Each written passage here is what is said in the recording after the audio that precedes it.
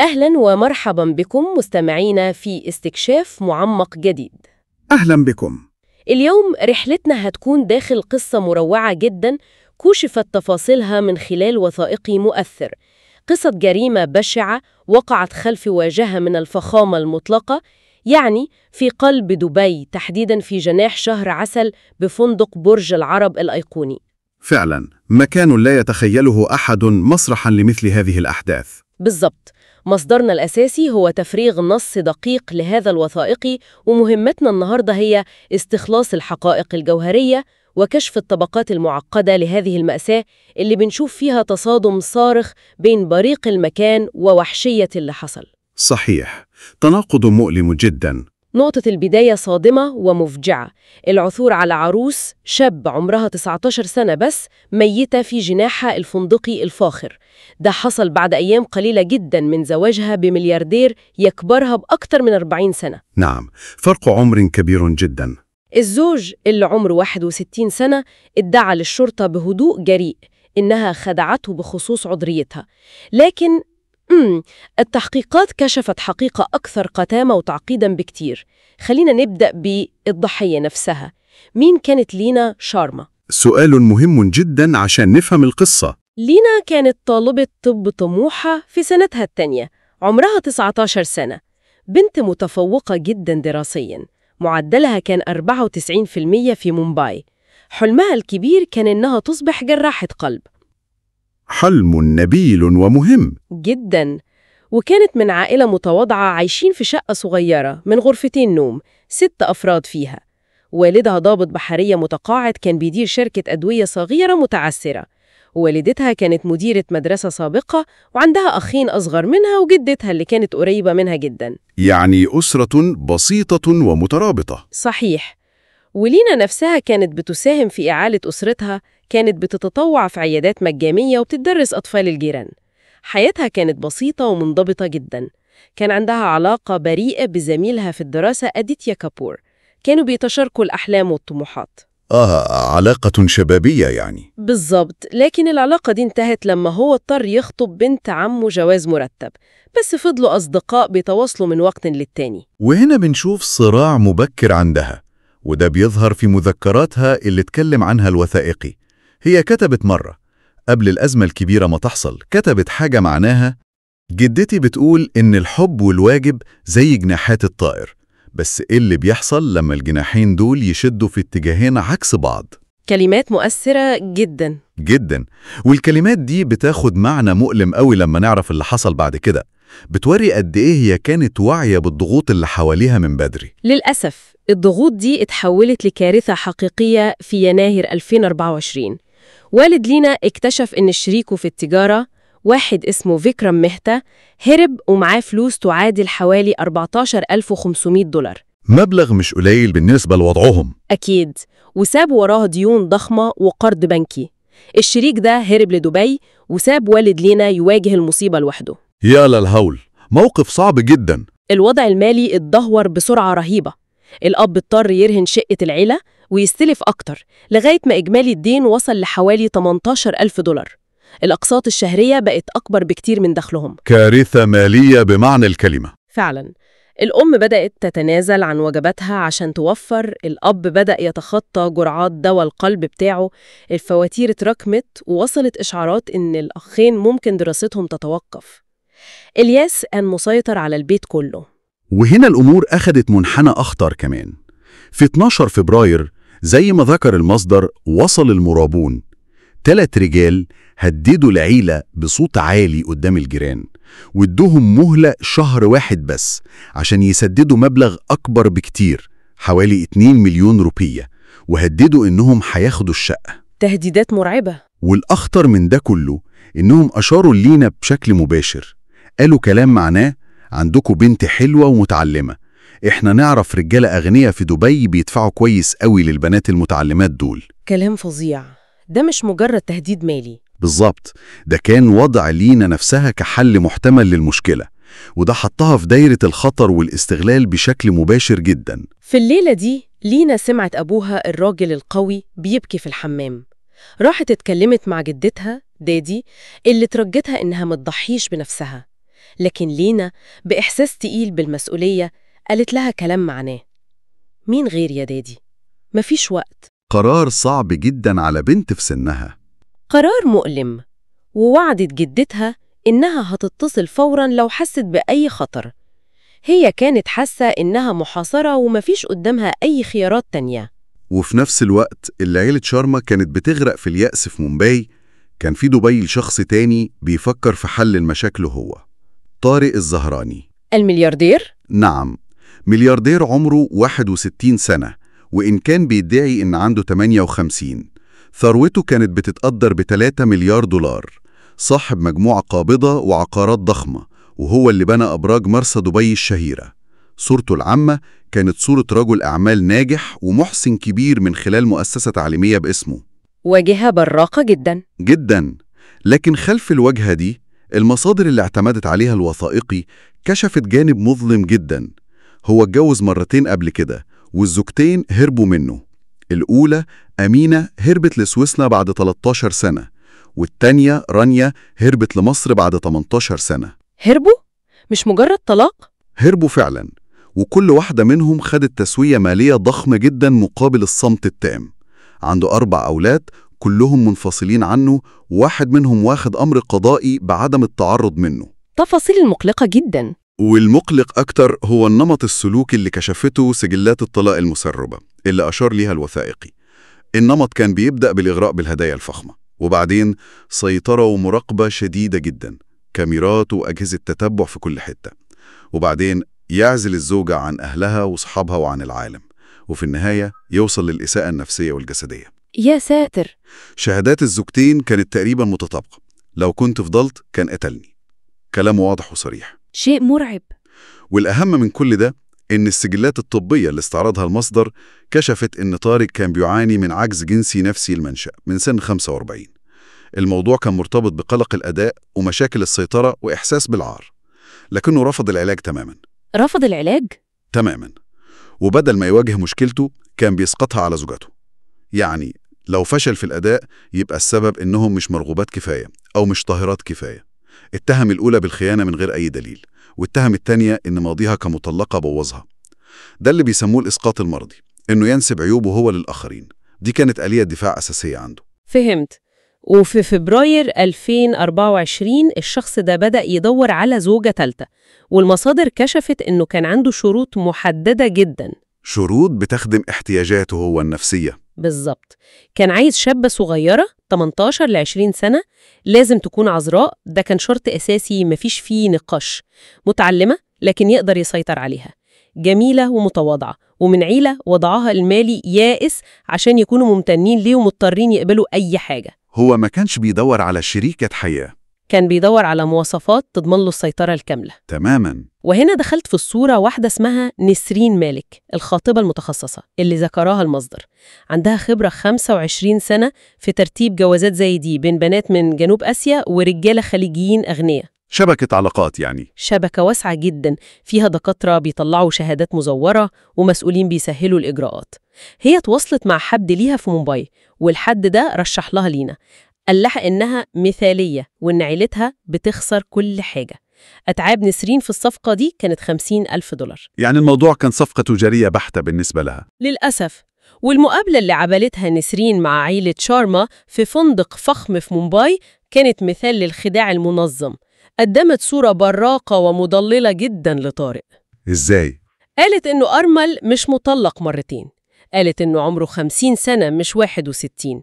ورتهم صور من مناسبات خيرية ومقالات من مجلات أعمال، وبعدين قدمت العرض المغري جدا، اللي هو كان إيه؟ مهر $200,000، تسديد فوري لكل ديون العيلة، مرتب شهري للعيلة، ووعد إن لينا هتكمل دراسة الطب في دبي. لكنها أخفت تماماً تاريخه في الإساءة وطلاقاته وعمره الحقيقي ومشاكله النفسية، واستخدمت الضغط بالوقت. قالت لهم إن في 3 عائلات تانية مهتمية. تلاعب نفسي واضح جدا جدا. وفي الليلة دي حصل نقاش مؤلم جوه عيلة شارما. الأخين كانوا مرتبكين، الأم كانت بتبكي، الأب كان ساكت وحاسس بالذنب. لينا هي اللي حسمت الموضوع تاني وقالت أنا هعمل ده عشان العيلة. يا إلهي، موقف صعب. جدتها بصت لها بحزن وقررت تحذيرها تاني وفكرتها بوعدها إنها هتتصل لو في خطر. لينا حاولت تخفف عن أبوها وقالت له ده مش غلطك يا بابا. محاولة منها لرفع العبء عنه. وبعدين بدأت مكالمات الفيديو بين طارق ولينا. المصدر وصف تقييم طارق ليها بأنه كان بارد جداً، كان بيركز على أسئلة عن الطاعة والاحترام ويتجاهل تماماً أحلامها أو شخصيتها. ونسرين كانت بتوجه لينا من بره الكاميرا. يعني كانت بتمثل دور معين؟ للأسف. وفي مكالمة تانية نسرين قدمت شهادة عذرية مزورة من دكتور اسمه حامد رشيد مقابل 10,000 دولار. وطارق حدد توقعاته بوضوح شديد: لبس محتشم، مفيش شغل، ممكن تدرس وبس، طاعة عمياء، وتقطع علاقتها بأي أصدقاء رجالة. الشروط دي بتوضح رغبته في السيطرة المطلقة من البداية. أكيد. ولينا عبرت عن إحساسها بالتشييء ده في مذكراتها. كتبت كلام معناه بيتكلم عني كأني عربية بيشتريها، استعمال خفيف، حالة كويسة. لكنها رجعت تبرر قعارها بالضغوط المالية وقالت إزاي أقول لأ، وكلمة نعم معناها إنهم هيفضلوا عايشين. ده بيوضح حجم الإكراه اللي كانت حاسة بيه. صعب جدا. في جواز طارق زار مومباي عشان يعملوا خطوبة صغيرة، جاب لها خاتم ألماس غالي جدا. مضوا العقود اللي كان فيها بنود معقدة هي ما فهمتهاش، وحول أول دفعة من الفلوس فوراً. جدتها حذرتها لآخر مرة، وحددوا ميعاد الفرح يوم 15 أبريل 2024 وشهر العسل في دبي. الأمور كانت بتتسارع بشكل مخيف. أسابيع لينا الأخيرة في مومباي كانت مليانة وداعات صعبة، خصوصاً وداعها الأتيتيا اللي سألها بقلق: أنت فعلاً محتاجة تعملي كده؟ ردت عليه بحزن: أحياناً اللي بنحتاجه واللي لازم نعمله بيكونوا حاجتين مختلفين. جملة بتلخص المأساة. ليلة الفرح لينا كتبت آخر مدخل ليها في مذكراتها، وكان مؤثر جداً، خليط من الخوف والأمل والواجب. وسابت رسالة للي ممكن يقراها لو حصل لها حاجة. قالت فيها: أنا ما رحتش للضلمة دي بإرادتي، أنا رحت وأنا شايلة النور للناس اللي بحبهم. وحذرت البنات التانيين اللي ممكن يواجهوا نص الضغوط: حياتك أغلى من ديون عيلتك، اهربي لو اضطريتي. يا الله، كلمات قوية ومؤلمة. وختمت كلامها بإنها كانت بتتمنى لو كانت أشجع، وإنها بتتمنى قصتها تدي الشجاعة لناس تانية. يوم الفرح 15 أبريل، وقت مراسم كتب الكتاب، لينا ترددت 3 مرات قبل ما تنطق كلمة أقبل. نطقتها وهي شايفة نظرات عيلتها اليائسة ونظرة جدتها الحزينة. موقف يكسر القلب. وهي ماشية المشهد كان مؤلم، الأم والأخين بيبكوا والأب مش قادر يبصلها. الجد همست في ودانها: افتكري وعدك. أفكار لينا الأخيرة في العربية كانت خليط من الخوف والمصير المجهول. بداية رحلة النهاية. بالضبط. الرحلة لدبي يوم 16 أبريل كانت بداية النهاية فعلاً. طارق تجاهلها تماماً في الطيارة الخاصة، كان مشغول بشغله. وأول ما شاف رسائل قديمة من أديتيا على تليفونها، رسائل عادية عن الدراسة، خد منها التليفون. سيطرة فورية. فوراً. ولما وصلوا للجناح الملكي الفخم في برج العرب، فرض قواعد صارمة على طول: لبس معين هو اللي يختاره، جدول زمني دقيق، تليفون جديد بأرقام محدودة جداً، أرقام العيلة ممنوعة، مفيش إنترنت، وشغل نظام تتبع. الفخامة اللي حواليها كانت مجرد قفص ذهب. كل ده في أول ساعات؟ نعم. واليوم الأول قضوه في التسوق. هو اختار لها لبس محتشم بس، ورفض أي حاجة عصرية. بعدين اتغدوا وهو قاعد يتفاخر بإمبراطوريته من غير ما يسألها أي حاجة عن نفسها. وفي الآخر أمرها تستعد لليلة الفرح. وهنا حصلت الكارثة اللي هو كان مخطط لها، زي ما التحقيقات كشفت بعدين. إيه اللي حصل؟ بالليل جاب الدكتور حامد رشيد، نفس الدكتور اللي زور الشهادة الأولى، عشان يعمل فحص يتأكد من عذريتها. فحص تاني وهي عروسة لسه؟ بالضبط. لينا كانت مرعوبة ورفضت طبعاً، لكن طارق أصر. وبعد فحص مهين جداً، الدكتور رشيد قدم تقريره الكذاب اللي كانوا متفقين عليه. هي مش عذرة، ده ما كانش اكتشاف، ده كان تنفيذ لخطة طارق عشان يخلق مبرر للسيطرة ويأكد شكوكه المرضية من الأول. يا إلهي، رد فعل لينا كان إيه؟ كانت مصدومة تماماً وأنكرت، اترجته يصدقها، لكن طارق انفجر في الغضب، ضربها بالقلم جامد واتهمها هي وعيلتها بالخداع، واستخدم رسائل أديتيا القديمة كدليل. دليل على إيه؟ دي رسائل قديمة وبريئة. هو ما كانش بيدور على الحقيقة، هو كان عايز يثبت وجهة نظره.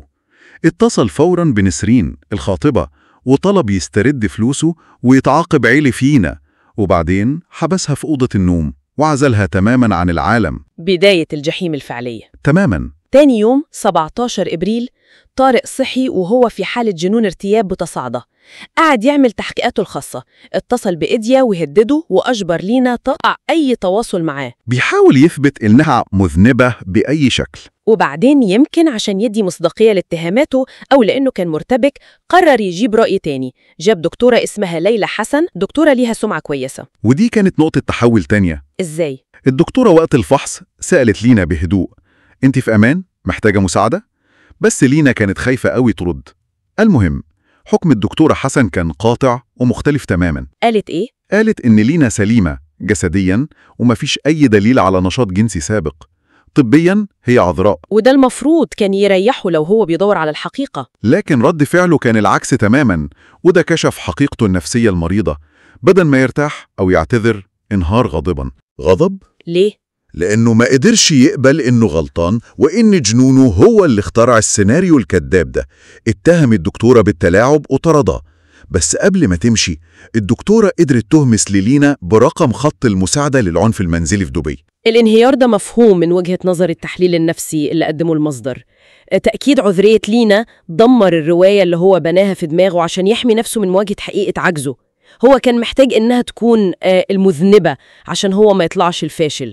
ولما الآلية الدفاعية دي انهارت، غضبه ويأسه تحولوا لعنف وحشي. عنف وحشي إزاي؟ بعد ما الدكتورة التانية مشيت، العنف تصاعد بشكل مروع.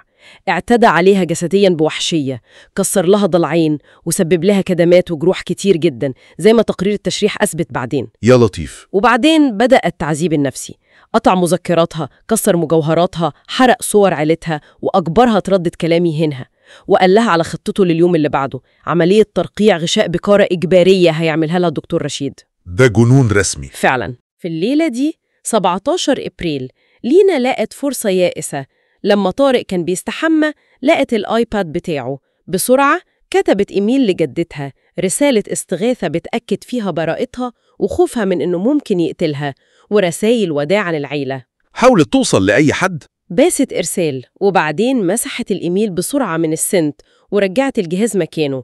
المأساة إن جدتها ما كانتش بتفتح إيميلها غير أيام الأحد. الإيميل وصل متأخر قوي. يا للحسرة، كانت قريبة جدا من النجاة. يوم 18 إبريل الصبح لينا واجهت طارق بشجاعة يائسة، رفضت تعمل العملية وواجهته ببراءتها وبإنه هو اللي عنده المشاكل. طارق سخر منها وقال لها إنها محاصرة ومفيش مفر. كان بيستمتع بتعذيبها نفسياً. ونقطة الانهيار النهائية جت بعد الظهر في نفس اليوم. نسرين مالك اتصلت بطارق وقالت له إن أديتيا قلقان وهدد يروح السفارة. وده أشعل جنون الارتياب عنده. بالظبط.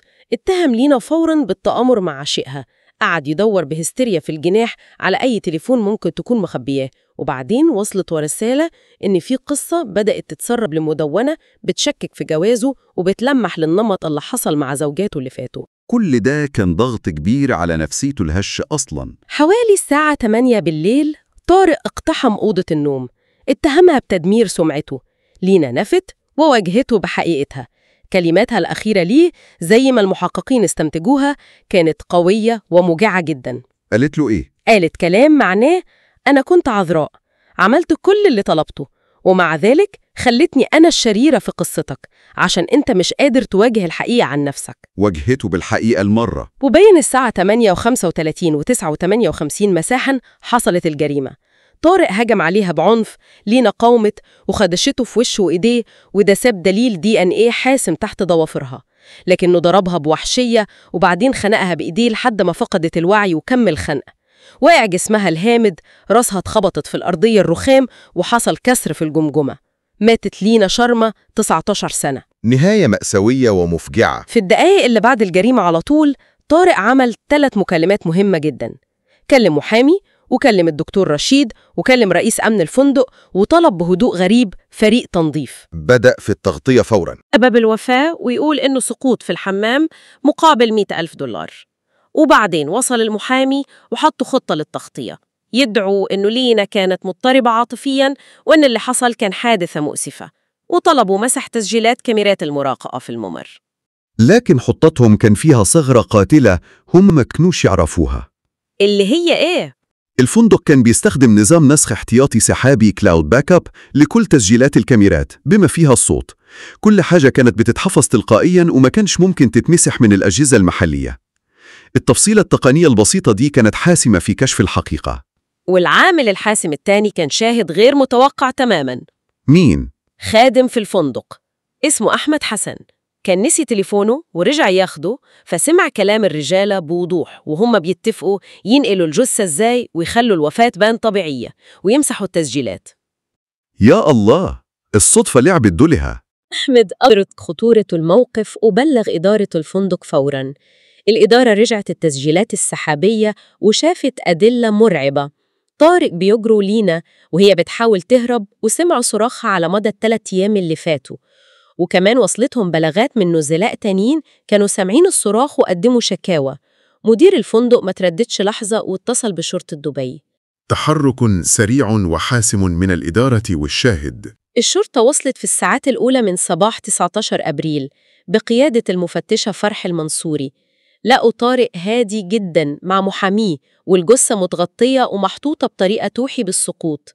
طارق قدم روايته عن الحادث المأساوي، لكن المفتشة ما كانتش سهلة أبداً. بخبرتها لاحظت تفاصيل دقيقة كشفت الكذب فوراً. جروح دفاعية على إيدين لينا، علامات خلق واضحة جداً، كدمات بأعمار مختلفة بتدل على عنف مستمر. وضعية الجسم وتناثر الدم مش ماشيين مع قصة السقوط، والأهم الخدوش الجديدة اللي على وش وإيدين طارق. خدوش من مقاومة لينا؟ بالظبط. وبناء على الأدلة الأولية القوية دي، المفتشة فرح أمرت بالقبض على طارق بتهمة القتل، وتجاهلت تهديدات محامي بنفوذ موكله، وقالت جملتها الشهيرة اللي انتشرت في الإعلام: أنا عارفة كويس أنا بقبض على مين، وفي تحقيقي الثروة لا تشتري البراءة. موقف قوي وشجاع جدا من المفتشة، والتحقيق بعد ذلك كان سريعا وشامل. تقرير التشريح أكد سبب الوفاة بالخنق والصدمة والإصابات الكثير، والأهم أنه أكد عذرية لينا، وده نسف دافع طارق المزعوم تماما. والأدلة الرقمية كانت دامغة.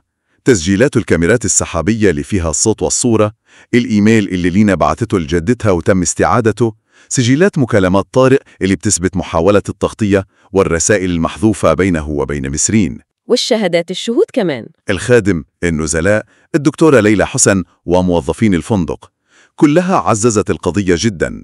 تحقيق متكامل فعلا. وبدأ التعاون الدولي مع الهند. تبليغ العيلة كان لحظة مأساوية، خصوصا الجدة لما قرأت إيميل لينا. العيلة تعاونت بشكل كامل مع المحققين.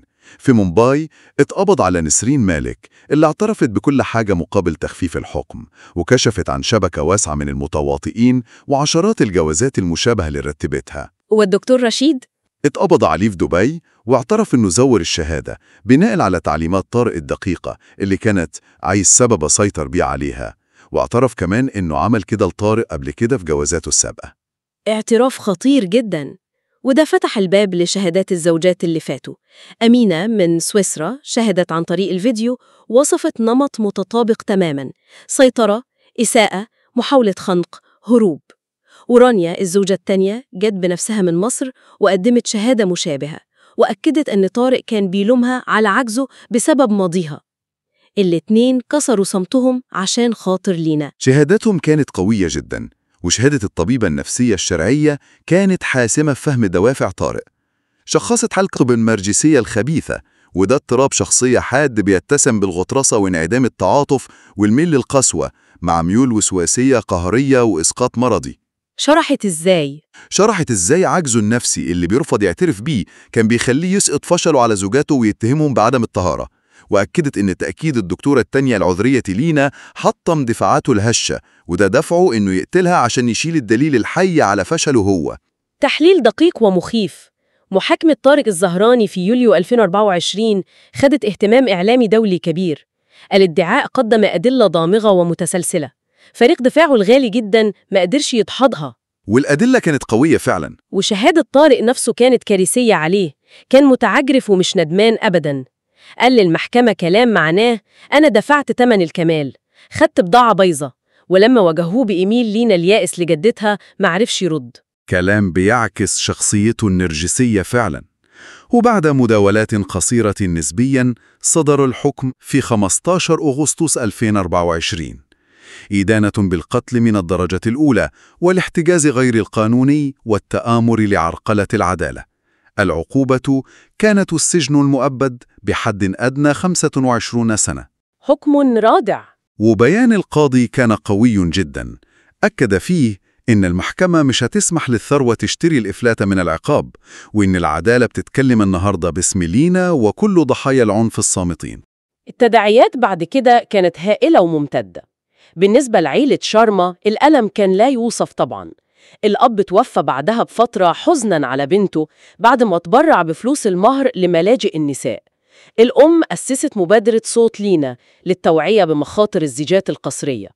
الأخين حققوا أحلامهم المهنية عشان يكرموا أختهم، والجدة بقت ناشطة صريحة ضد العادات اللي بتضحي بالبنات. تحولوا من ضحايا لناشطين. أديتيا كابور زميل لينا أسس منحة تذكارية باسمها لتمويل طالبات الطب المحتاجات، ومولت أكتر من 100 منحة لحد دلوقتي. لفتة جميلة جدا منه. أما طارق الزهراني فإمبراطوريته المالية انهارت، وأولاده تبروا منه علنا. مات في السجن بعد 3 سنين بس، واندفن في قبر من غير شاهد، ما حدش طالب بجثته. والفندق أغلق الجناح 2847 بشكل دائم، وحط لوحة تذكارية صغيرة للينا. نهاية متوقعة لشخص زيه. والأثر الأهم يمكن كان الإصلاحات القانونية اللي القضية دي أثارتها. صدر قانون لينا في الإمارات، وقوانين شبيهة في الهند ودول تانية.